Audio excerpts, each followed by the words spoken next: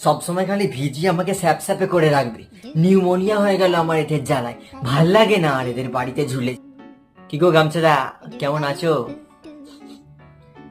কেমন একটা পচা পচা গন্ধ ছাড়ছে না? কোত্থেকে বলো তো? ওই দাসদার বগল মুছিলাম এই মাত্র, ওই জন্যই তো আমার গায়ে দুর্গন্ধ। ভাল লাগে না আমার আর। কিছু মনে করো না গামছাদা, এই লোকেরা না আমাকে এত চিপ ইউজ করে না, এটা তোমার জন্যই প্রযোজ্য। এই চুপ কর, হ্যাঁ চুপ কর। আগে আমি না বৌদির ভেজা চুলে জড়িয়ে থাকতাম, আমার সেই জায়গাটা এখন তুই নিয়েছিস। তুই একদম কথা বলবি না, তুই চুপ করে থাক। আসলে একটা কথা কি বলতো, সময় অনুযায়ী না নিজের ক্লাসটা বুঝতে হয়। আমাকে দিয়ে লোকেরা এইসব নোংরা কাজ করায় না, আমি সেই জাত থেকে বিলং করি।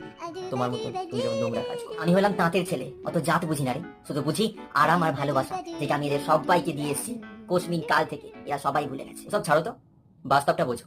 আমাকে ট্রলিতে প্যাক করে নিয়ে ঘুরতে যায়, আর তোমাকে বাথরুমে রান্নাঘরে যেখানে সেখানে রাখে। আর যে কি কি মোছায় বগল থেকে মাইক্রোটিনে